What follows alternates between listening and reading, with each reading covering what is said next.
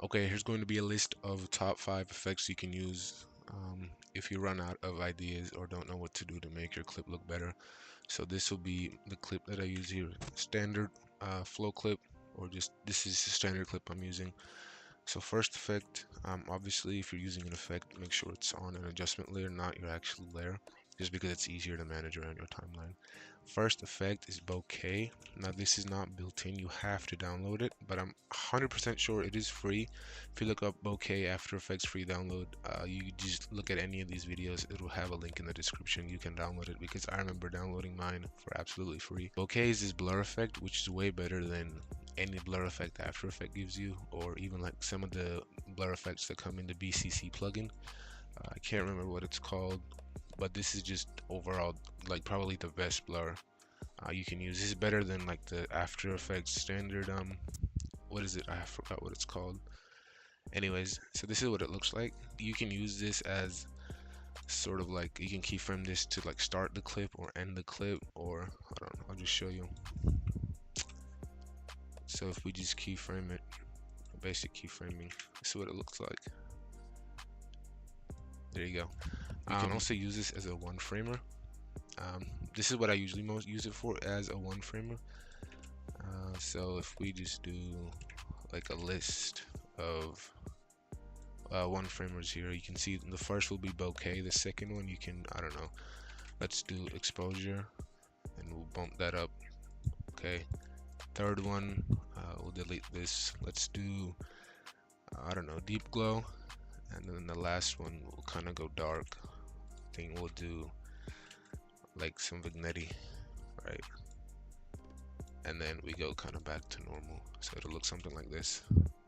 That's too quick. So there you go. That's kind of like an impact way of using bokeh. You can use it as a one frame, or you can use it to start your clip or to end your clip. All right, next effect, I actually forgot what it's called.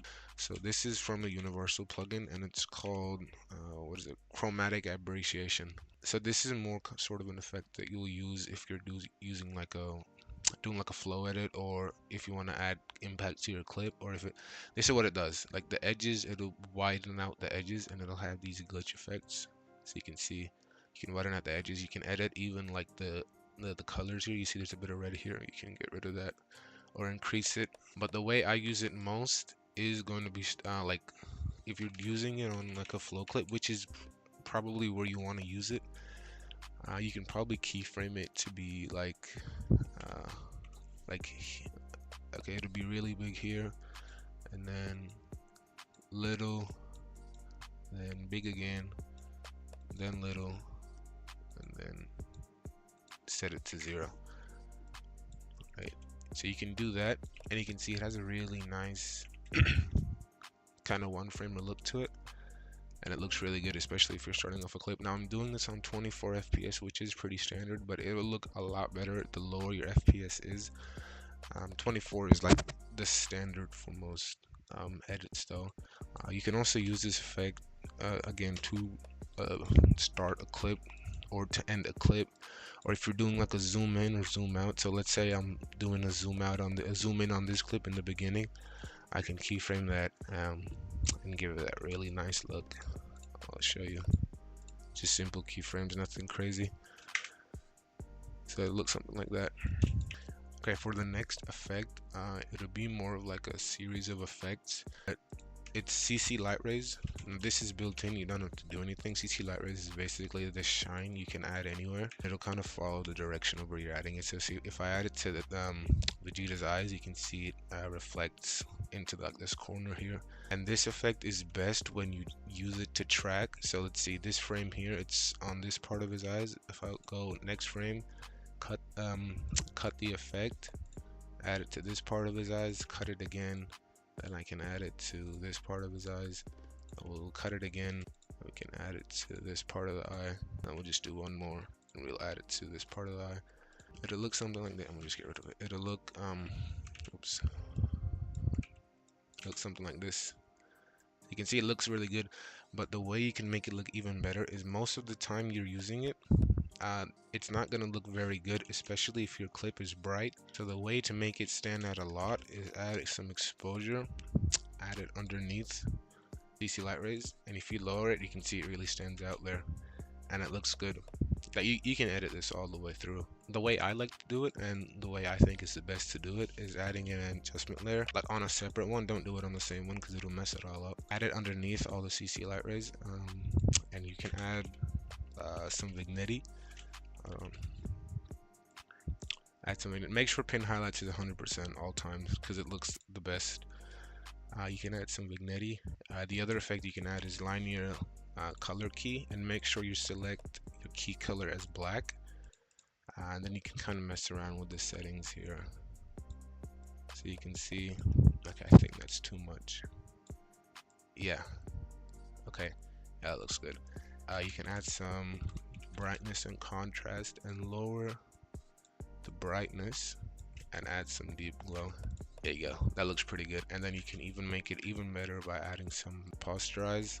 And I like to keyframe the posterize, so if it's like, so if I'm doing one framers, it'll start at, I don't know, we'll start at the lowest, which is level 2, and then it'll end at like, I don't know, there you go, max, and then we'll just finish it off. Split the adjustment layer and finish that off.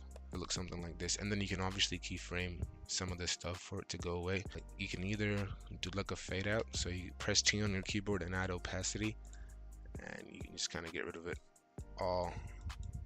Or you can individually keyframe all the effects to go away, but this is how it'll look.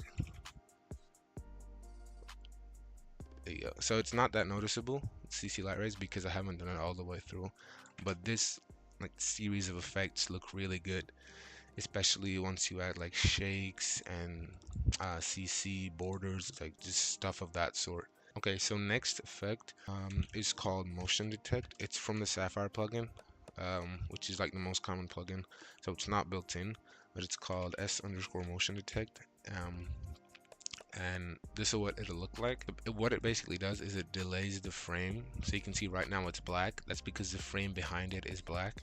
But if I go one frame forward, you can see the black and white that is showing is the frame that it starts with. Difficult to explain, but it looks really good. Right now it looks really ugly, so some ways you can improve that is adding, first of all, you can add luma key, and make sure this is built in. Luma key, you put this on the very top. You can add some deep glow, and I probably wouldn't do that much. And then you can add tritone, which is also built in, so we'll just go with the basic tritone settings. And what you can do is keyframe the threshold of luma key. So the first keyframe will be maxed out, and then the second keyframe will be 0. And then if you're ending the clip off, so say I'm ending the clip here, my third keyframe, that's if you're ending the clip off, it'll be maxed out again. You can follow that up for it to make it look even better, is doing a fade out and fade in. So start the keyframe opacity,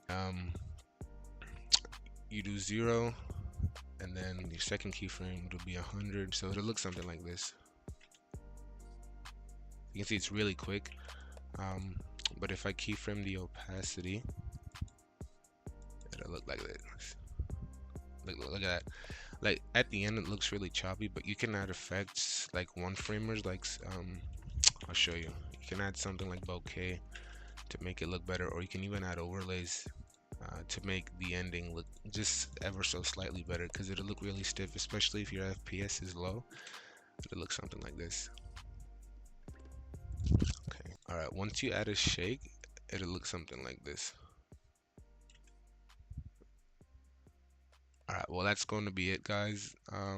Just a quick video. I'll be making a part 2 definitely if all goes well. If you have any questions, leave it in the comments below. I will answer it to the best of my abilities, and I'll see you guys in the next video.